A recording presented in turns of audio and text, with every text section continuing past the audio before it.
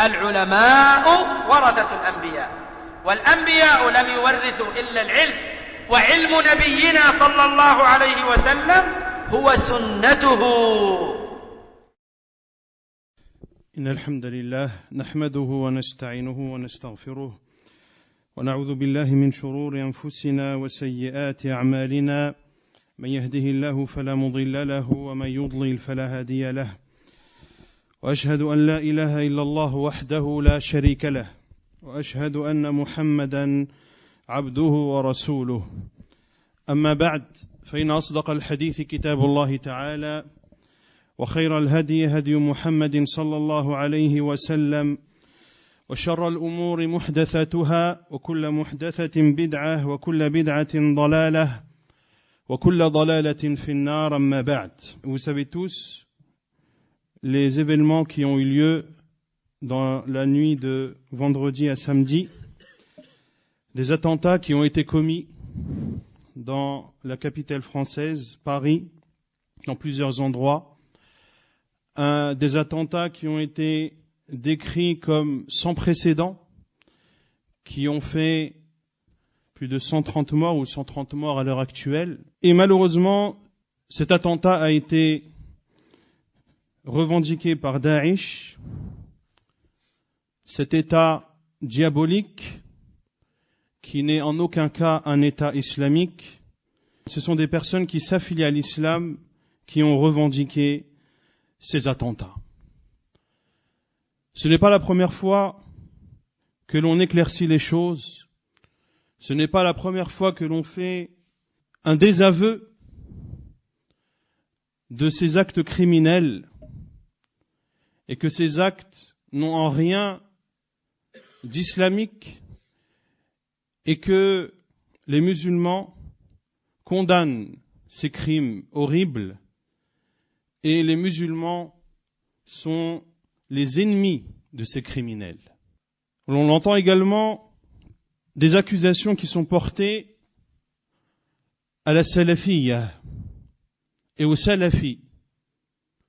Certains même disent, effectivement, l'on ne peut pas reprocher cela aux salafis, mais ils sont comme un tremplin pour ce genre d'actes. كبرت كلمة تخرج من أفواههم إن يقولون إلا كذبا.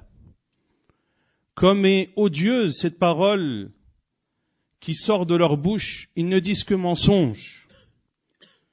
Par Allah, ce sont les salafis qui condamnent ce genre d'actes, plus que quiconque. Ce sont les salafis qui combattent ces actes à la racine, en démontrant que cette idéologie qui amène des personnes à commettre des actes aussi horribles, que cette idéologie est fausse, que cette idéologie est infondée, que cette idéologie est égarement. Les salafis le prouvent en apportant des preuves irréfutables, basées sur le livre d'Allah, sur la sunna du prophète sallallahu alayhi wa sallam, et sur la compréhension saine de nos pieux prédécesseurs. Ainsi, de prétendre ou même de faire allusion ou de faire un quelconque rapprochement de près ou de loin entre la salafiyya, les salafis et le terrorisme et les actes horribles et barbares, cela est de l'injustice. Cela est de l'injustice. Comment dire cela alors que les salafis sont les ennemis de ces khawarij? Ces khawarij qui n'ont aucun scrupule et qui ont tué des compagnons du prophète sallallahu alayhi wa sallam. Parmi eux, Uthman radiyallahu anhu et Ali radiyallahu anhu. Cela ne doit pas empêcher les salafis de se désavouer autant que nécessaire de ces actes horribles. Et l'islam nous encourage à revenir aux savants. Dans des périodes de troubles, dans des périodes de fitan, de revenir aux savants. Allah Azza wa Jal dit وَإِذَا جَاءَهُمْ أَمْرٌ مِّنَ الْأَمْنِ أَوِ الْخَوْفِ أَذَاعُوا بِهِ وَلَوْ رَدُّوهُ إِلَى الرَّسُولِ وَإِلَى أُولِي الْأَمْرِ مِنْهُمْ لَعَلِمَهُ الَّذِينَ يَسْتَنبِطُونَهُ مِنْهُمْ وَلَوْلَا فَضْلُ اللَّهِ عَلَيْكُمْ وَرَحْمَتُهُ لَاتَّبَعْتُمُ الشَّيْطَانَ إِلَّا قَلِيلًا. Comme le dit Allah Azza wa Jal dans sourate An-Nisa. Et quand leur parvient une nouvelle rassurante ou alarmante, ils la diffusent. S'ils la rapportaient aux messagers et aux détenteurs du commandement parmi eux. Et parmi les détenteurs du commandement, les Mufassirin ont dit, il y a les savants. Ainsi, c'est ce qui a été fait, walillahi alhamd. Dans ces périodes de troubles, le musulman revient aux savants pour prendre d'eux les recommandations, pour prendre d'eux les positions saines, justes et vraies à adopter. Un certain nombre de mashaykh et de savants ont été questionnés sur ces attentats de Paris. Parmi eux, le grand savant Cheikh Salih Al-Luhaydan, hafidhahullah ta'ala, parmi les grands savants d'Arabie Saoudite. Il a été questionné hier matin, et la question qui lui a été posée, quelle est la position authentique à adopter vis-à-vis de ce qui s'est déroulé en France comme acte terroriste, qu'Allah vous récompense par le grand bien, par le plus grand bien.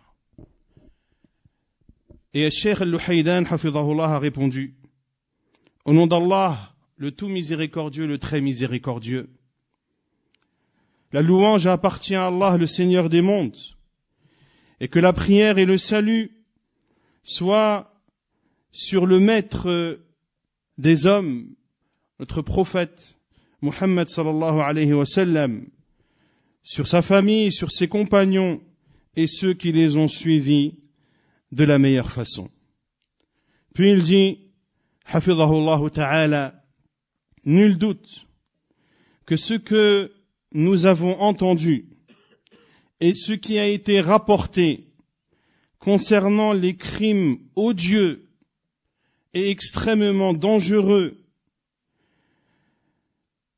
un crime condamnable que l'islam ne peut accepter et que ne peut accepter également les véridiques parmi les êtres humains, les croyants en Allah subhanahu wa ta'ala, car ceci est un mal, une trahison, une traîtrise, un terrorisme, une oppression, et cela a amené à exposer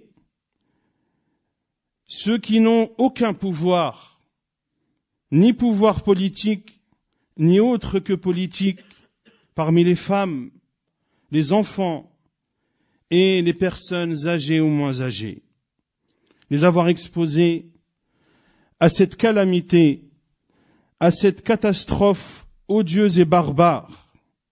Tout musulman doué de raison ne peut que condamner ces actes sans aucun doute.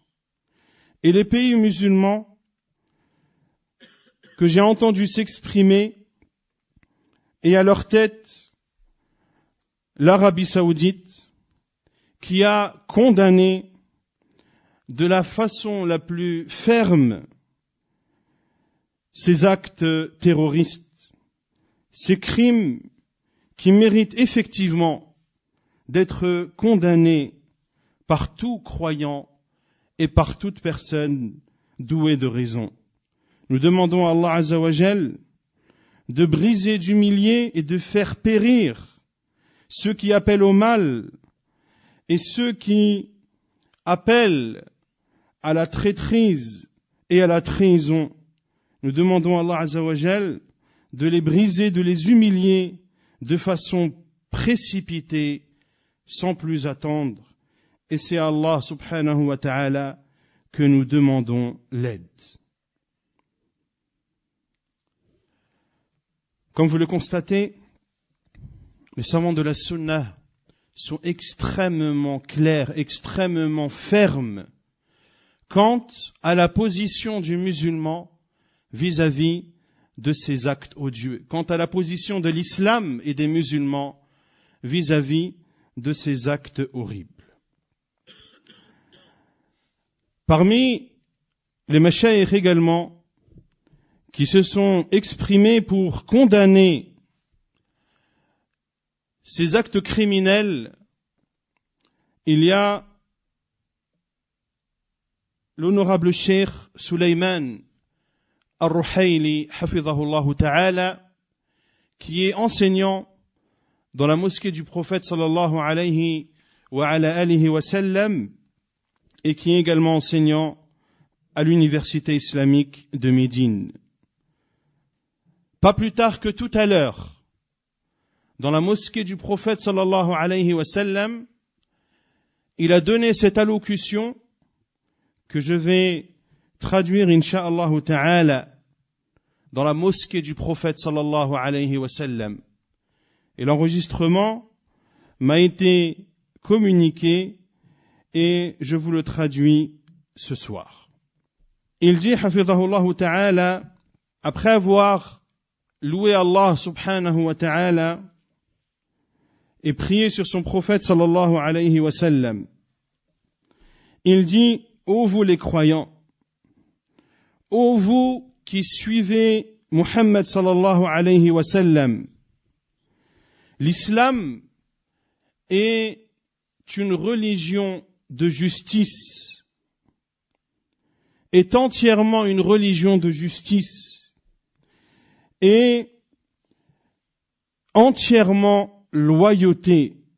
Et toute chose qui sort de la justice vers l'injustice et qui sort de la loyauté vers la trahison ne fait pas partie de l'islam, ne fait en rien partie de l'islam, mais cela est au contraire un crime condamnable et un mal immense qu'il est obligatoire de condamner. Et parmi ces cas de figure, ce qui a eu lieu en France comme attentats qui ont été commis par des individus égarés qui se prétendent de l'islam mais n'en représentent en aucun cas ni les lois, ni les jugements, ni les règles.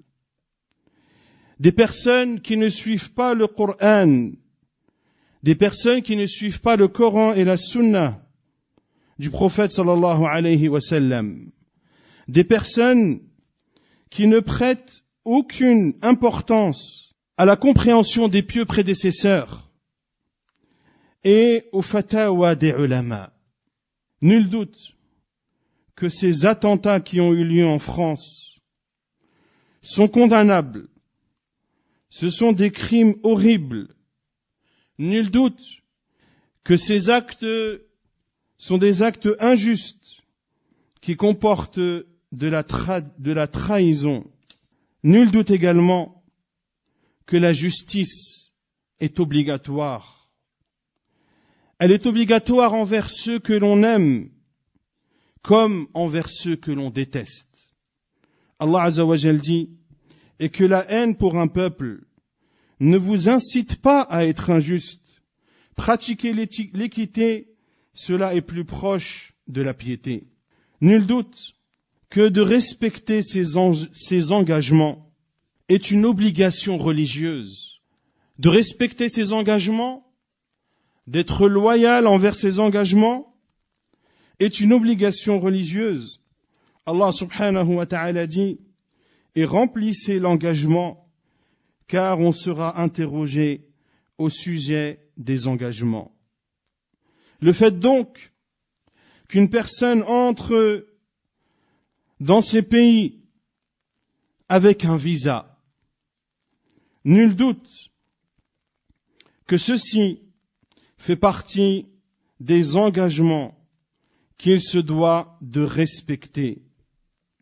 Le fait également qu'une personne vive dans ces pays, il parle des pays européens, ou des pays non musulmans, ou des pays même musulmans, il se doit de respecter ses engagements. Et il lui est interdit de les trahir. Il est interdit de trahir et de faillir à ses engagements vis-à-vis de ces peuples. Nul doute que ces agissements comportent de l'injustice, de la trahison, et ils ont tué des personnes qu'il est interdit aux musulmans de tuer, même si ces personnes étaient sur le champ de bataille. Même si la personne est sur le champ de bataille et qu'elle s'abstient de tuer, ou ne tue pas, ou ne combat pas, il est interdit de le tuer, comme les femmes, les enfants et les vieillards. Que dire alors lorsque ces personnes ne sont pas sur le champ de bataille? Nul doute que de les tuer est une chose extrêmement condamnable et que cela est un crime immense. Le prophète sallallahu alayhi wa sallam ne tuait pas les émissaires, même si ces émissaires disaient et prononçaient de la mécréance. Comme cela a eu lieu avec les deux émissaires de Musaylama al-Kadhab. Et vous savez tous qui est Musaylama al-Kadhab. C'est celui qui a prétendu la prophétie au temps du prophète sallallahu alayhi wa sallam. Et il a envoyé deux émissaires au prophète alayhi salatu wa sallam. Et ces deux émissaires disaient exactement ce que disait Musaylama. Et le prophète sallallahu alayhi wa sallam a dit: si vous n'étiez pas des émissaires, je vous aurais tué. Ainsi, le prophète sallallahu alayhi wa sallam n'a pas tué les émissaires, car les émissaires ne doivent pas être tués. Que dire des femmes, des enfants et autres? Nul doute que ces crimes odieux causent du tort et du mal aux musulmans dans ces pays. Et ces actes odieux sont une cause pour que les gens détestent l'islam, sont une cause pour que l'appel à Allah subhanahu wa ta'ala régresse ou diminue dans ces pays, voire même s'arrête. Ainsi, il est obligatoire pour le musulman, quel que soit l'endroit où il se trouve, de condamner ces actes et de les détester et de détester ceux qui les ont commis pour Allah subhanahu wa ta'ala. Et il doit exprimer sa condamnation de ces actes selon ses capacités. Et il est interdit aux musulmans d'agréer ces actes odieux ou de s'abstenir. Car celui qui a agréé ces actes participe à cela. Et il aura des péchés de par cette position. Et le fait de s'abstenir dans ce genre de situation est interdit, car le jugement de ces actes terroristes sont clairs et plus qu'évidents. De même qu'il est interdit aux musulmans de dire que ces gens-là méritaient, car ce ne sont pas des musulmans. Ceci est interdit. Il est interdit de tuer ces personnes. Et celui qu'il est interdit de tuer ne mérite pas d'être tué. Et il est interdit de croire qu'il mérite d'être tué. Ceci est un point extrêmement important que les musulmans doivent absolument comprendre. Puis le cheikh de dire, je dirige à mes frères musulmans dans les pays européens, je leur adresse un message qui est de craindre Allah subhanahu wa ta'ala et de prendre garde à tomber dans deux types de débauches. Quant à la première débauche dans laquelle il ne faut pas tomber, c'est le fait de délaisser l'islam ou de délaisser les jugements de l'islam, car ces égarés ont altéré l'image de l'islam. Ceci est interdit aux musulmans. Il lui est interdit de délaisser ou de se séparer de sa religion ou d'une chose appartenant à sa religion, mais il doit au contraire s'accrocher à la religion d'Allah subhanahu wa ta'ala autant que cela soit possible. Quant à la deuxième débauche dans laquelle il ne doit pas tomber, c'est le fait de défendre ses égarés ou d'aimer ce qu'ils ont fait. Qui plus est, malgré les pressions que les pays européens vont faire sur les musulmans à cause de ces actes horribles. Mon conseil donc à mes frères, à tous mes frères dans ces pays, est de craindre Allah subhanahu wa ta'ala et de s'accrocher à leur religion et de s'accrocher au juste milieu véridique. Ici le cheikh parle du juste milieu véridique, car beaucoup de gens prétendent être dans le juste milieu alors qu'ils ne le sont pas.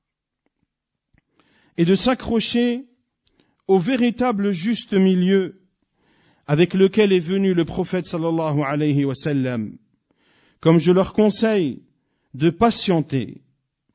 Et j'encourage les savants musulmans à minimiser les conséquences et les réactions que subiront les musulmans dans ces pays, de minimiser cela en expliquant que ces actes ne sont en aucun cas agréés et acceptés par l'islam et que ce sont des actes que les musulmans ne font pas.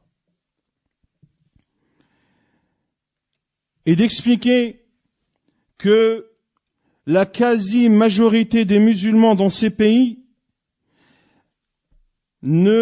n'acceptent pas ce genre d'agissement et au contraire les condamnent et considèrent que ce sont des crimes, comme j'enjoins les gouverneurs musulmans de produire les efforts nécessaires auprès des autorités françaises et des pays européens afin de préserver l'honneur des musulmans, de préserver leurs biens et leur honneur. Et afin également que les innocents musulmans ne soient pas victimes de répression ou autre. Ceci est le devoir de ceux qui détiennent le commandement parmi les savants et les gouverneurs. Ils se doivent de produire ces efforts autant que possible. Nul doute, chers frères, que ces crimes montrent le visage de cette organisation, en parlant de Daesh, de cette organisation minables. Nous avons montré leur danger dans une conférence qui est enregistrée et disponible. Et ici, Cheikh Souleymane Al-Ruhaili fait allusion à une conférence qu'il a donnée il n'y a pas longtemps, la semaine dernière ou la semaine d'avant, sur l'organisation Daesh. Une conférence dans laquelle il a montré l'égarement de cette organisation et le fait qu'elle contredit les principes de l'islam. Inch'Allah ta'ala, il est prévu que cette conférence soit retranscrite et traduite en langue française, Inch'Allah ta'ala. Donc il dit, une organisation minable dont nous avons montré les dangers dans une conférence qui est enregistrée et disponible. Ils envoient en France et dans les pays européens un message qui est celui-ci. Si vous nous laissez, alors nous ne vous ferons aucun mal. Mais nous nous occuperons de ces apostats qui s'appellent musulmans. Par contre, si vous vous associez avec les musulmans contre nous, et si vous nous combattez, alors nous ferons parvenir notre mal jusqu'à vous. Et ceci prouve ce que nous avons démontré à plusieurs reprises, que ces Khawarij égarés n'ont d'autre priorité que de porter atteinte aux musulmans, ceux qu'ils appellent les apostats, et de s'en prendre à eux. Ils ne s'en prennent pas aux non-musulmans, sauf si le fait de s'en prendre aux non-musulmans facilite ou va dans leur sens et fortifie le message qu'ils veulent faire parvenir. Et que ces égarés Khawarij ne considèrent pas la majorité des musulmans comme des musulmans, mais ils les considèrent comme des mécréants apostats. Et ici une parenthèse de ma part, ils considèrent la majorité des musulmans comme des musulmans apostats. Et ils considèrent que les musulmans apostats sont pires que ceux qui sont à la base non musulmans. Et le cheikh Souleymane Al-Ruhaili le cite dans sa conférence notamment, car il fait partie de l'Ajnat al-Munasaha. Il fait partie d'un comité de conseil que l'Arabie Saoudite a mis en place, qui est constitué de mashayikh et de savants qui ont pour but d'aller conseiller ceux qui sont emprisonnés suite à des actes terroristes ou suite à des idéologies de Khawarij. Et Cheikh Souleymane raconte qu'il conseillait une fois l'un d'entre eux qui lui a dit « Vous êtes pire que les non-musulmans. Car eux, ils sont non-musulmans à la base. Quant à vous, vous étiez musulmans et vous avez apostasié. » Wal'iyadhu billah. Puis il dit, hafidhahullah, et nous avons établi et prouvé que il considère que tous les pays musulmans aujourd'hui ne sont que des terres de mécréance et des terres de guerre. Des terres de guerre, c'est-à-dire qu'il est autorisé de combattre. Et écoutez bien, hatta Makkata wal Madina, même la Mecque et Médine. Même la Mecque et Médine. Et ils considèrent la terre d'islam que l'endroit où leur groupe se trouve et dans lequel ils se réunissent.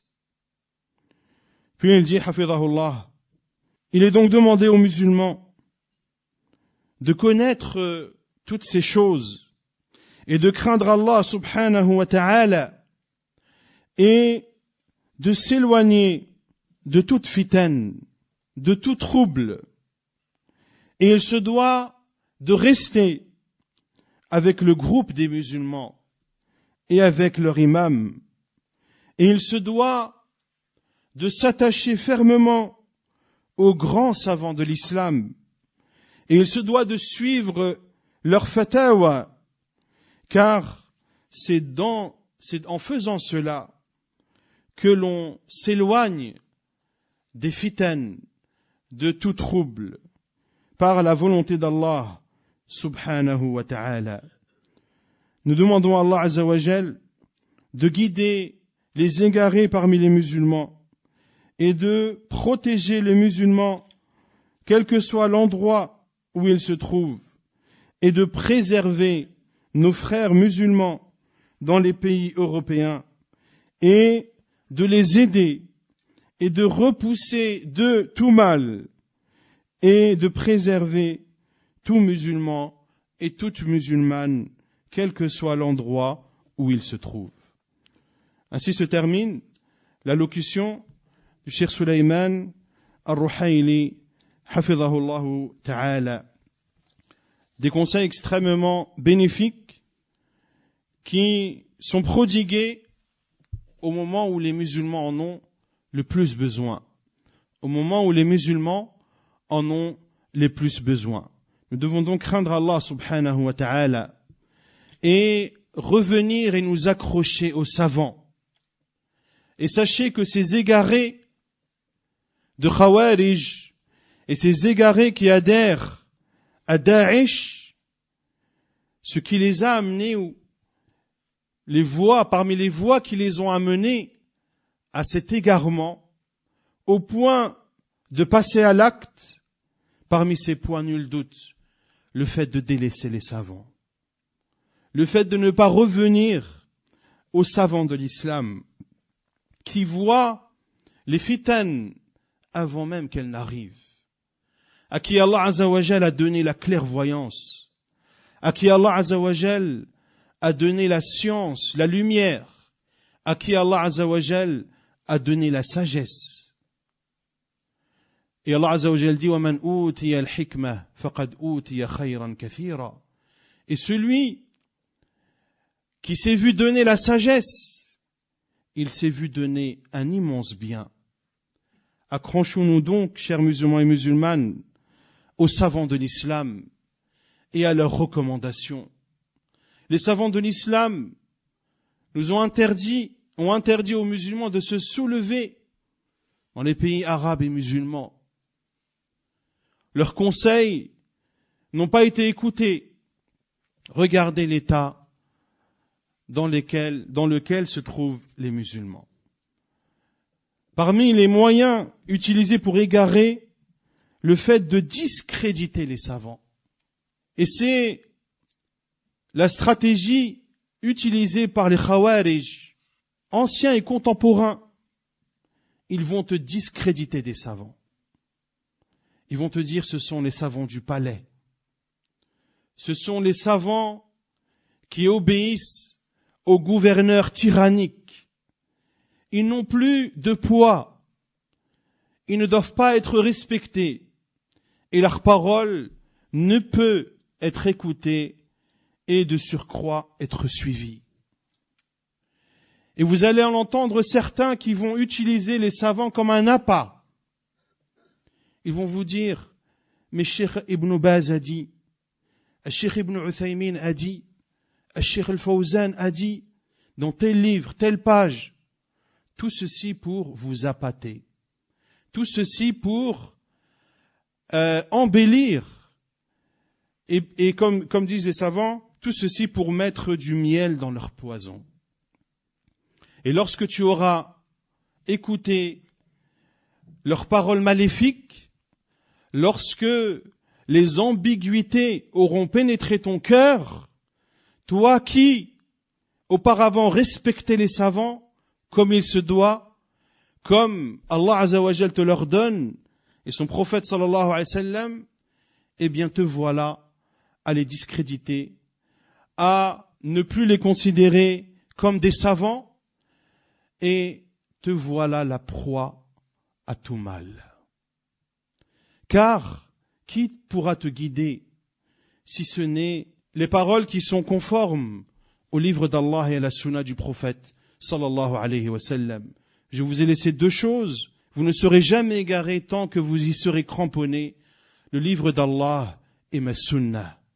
Et ces personnes sont même amenées à considérer ces savants comme des mécréants.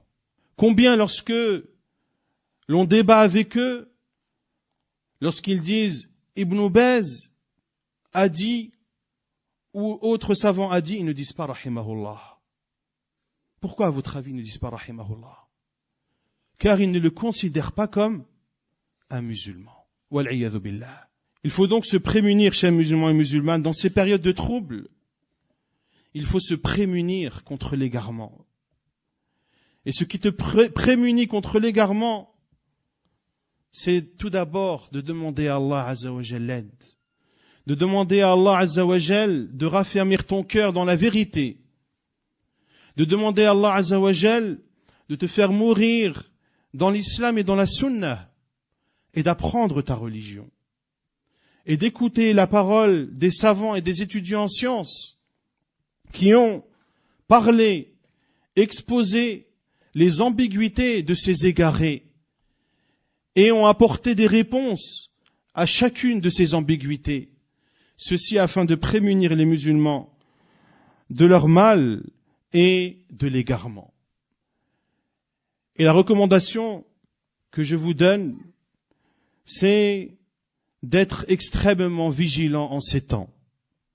D'être extrêmement vigilant, car comme je l'ai dit en introduction, les attentats qui ont eu lieu vendredi soir sont des attentats d'une ampleur sans précédent. Et ceci attise l'animosité des non-musulmans envers les musulmans. Une animosité qui est palpable, qui est constatée, ou qui a été constatée bien avant ces attentats. Sache que des gens te détestent parce que tu es musulman. Que dire après ces attentats odieux? Ceux qui te détestent vont te haïr. Et ceux qui te haïssaient vont, je ne sais pas quel qualificatif utiliser. Il faut donc être vigilant, chers frères et sœurs, être vigilant dans ces moments de trouble. Et le prophète sallallahu alayhi wa sallam nous enjoint dans les moments de trouble en nous disant alayhi salatu wassalam, alaykum bi ahlasi buyutikum. Restez au sein de vos maisons. Restez au sein de vos maisons et limitez autant que possible vos déplacements. Ceci pour les hommes de façon générale, mais de façon plus appuyée pour les femmes.